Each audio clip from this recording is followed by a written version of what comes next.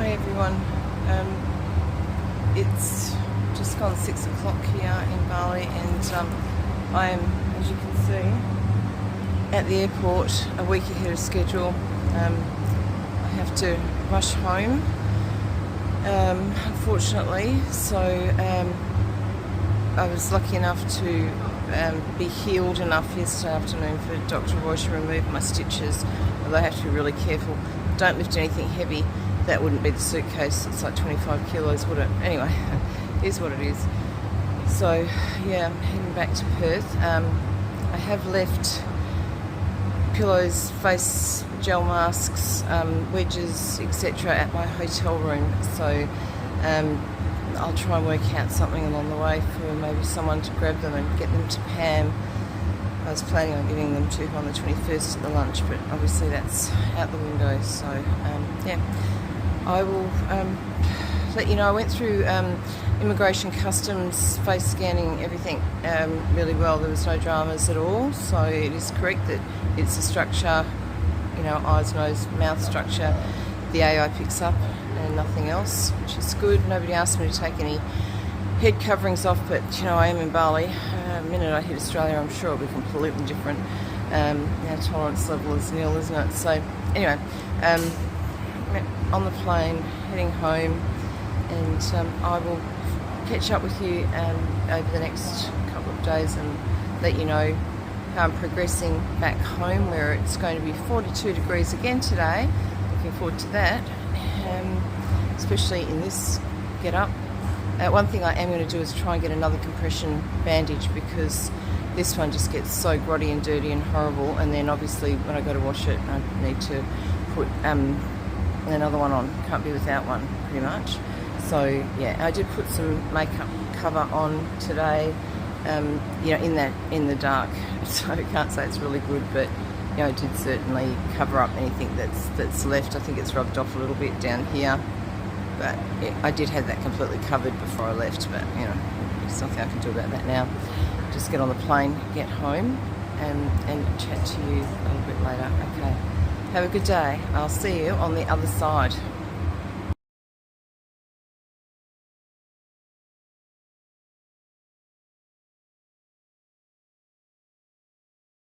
Hi everyone, I've just got home from the airport and from flying, so I just wanted you to see how your face reacts after being you know, up in the air and dealing with all of the atmospheric pressure. So you can see here I've got some little indents. Okay, so that was actually my sunglasses driving home.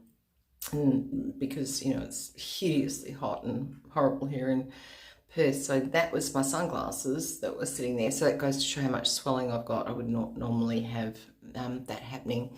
So obviously I've taken off my compression bandage, and you can sort of see, you know, what's going on here. The hair.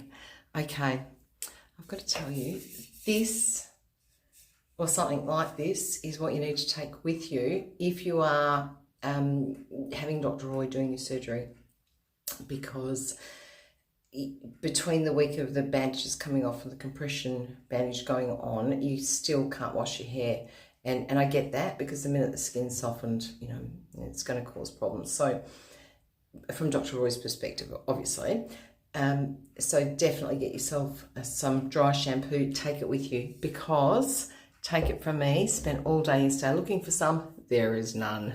There is none in Bali. I actually ended up getting a little tiny Johnson's baby powder container from one of the Alpha Marts and used that to try and just lift up some of the oil and sweat and all the rest of it that's been sitting underneath bandages, etc.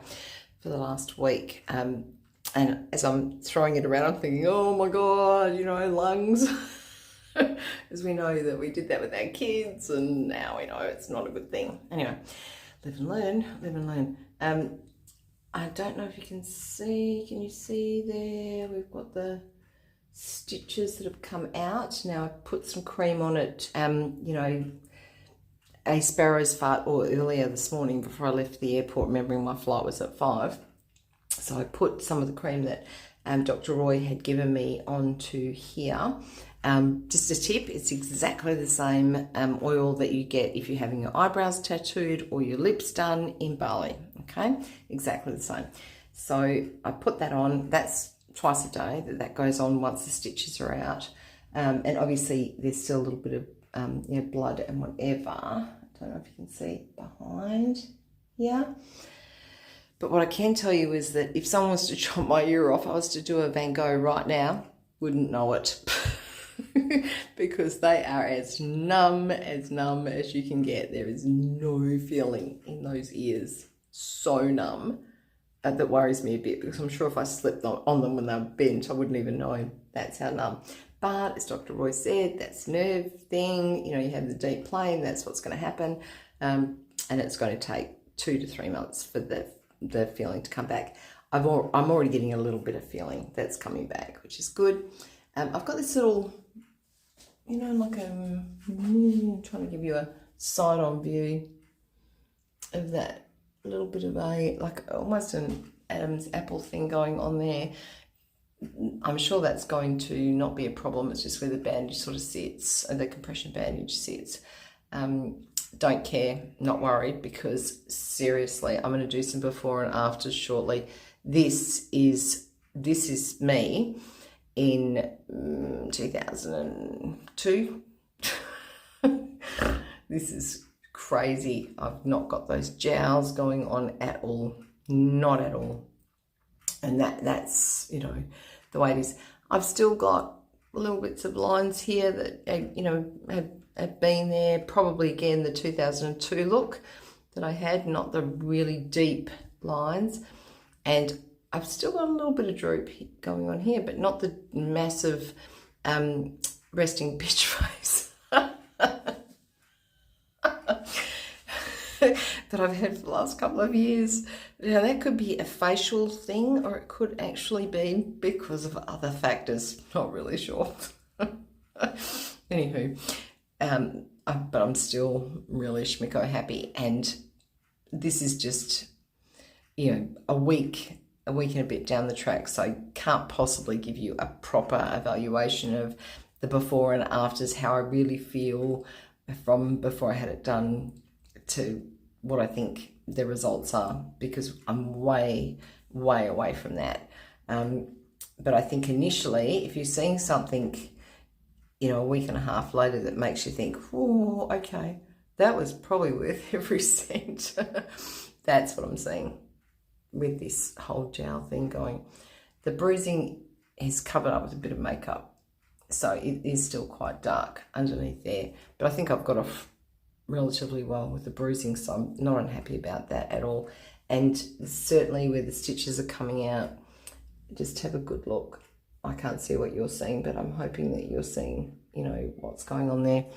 And we'll come around this side, and again, don't know if you're seeing what I'm seeing, but yeah, I can imagine that in a week or so's time, that's even going to be less of a problem. Don't know what's going on behind. Oh, hang on a minute. I've got this little mirror. Oh, yeah. See this little mirror thing that I've got set up? So what this does is allows me to blow dry my hair in my own mirror at home. But hang on. I'm just trying to think. Can you see what's going on behind there? Don't know. Tell me if you think you can see what's going on behind there. I wear my hair up a lot. I really do. So I would like those stitches to not necessarily be that visible. But in saying that, I keloid scar, and that's a genetic thing. So, okay, that again being too revealing. I don't know if you can see here. It's hard to see. I had a mole removed when I was 11, and the stitches opened up because they hadn't been sutured for long enough, and that's left a big scar. And also, I'm not going to show you my cesarean scars. I had 3 cesareans. You don't want to know about those, but I've got quite a significant scar from those 3. Maybe that's something I'll talk to Dr. Roy about, because why not? Why wouldn't I? That'd be great if something could be done about that. Just a couple of people asking in some of the videos what this was here and whether this was some sort of, you know, reaction from anything that had been done. No, this is a birthmark. I've had this birthmark since clearly I was born. So, you know, it's been around for almost 60 years. And so many times people have suggested I should get that lasered or have something done about it, but I'm not prepared to do it because it doesn't bother me. And it's almost like a little bit of a radar when it goes really red, people know probably not happy. When I say people, that'd be the family, and they move away pretty quickly. But yeah, it really doesn't bother me. It's just one of those things that happens, and yeah, I'm not fazed about it. I suppose, yeah, it doesn't bother me. Not as much as the jowls and the neck thing was bothering me, and the freaking getting older was bothering me. That was bothering me. Yeah, this is not. But anyway, this is where I'm at. So I'm home now. I'm going to, it's yeah, that's not, clock's not right. Batteries needs to be changed. It's probably about 1:30, 1:45.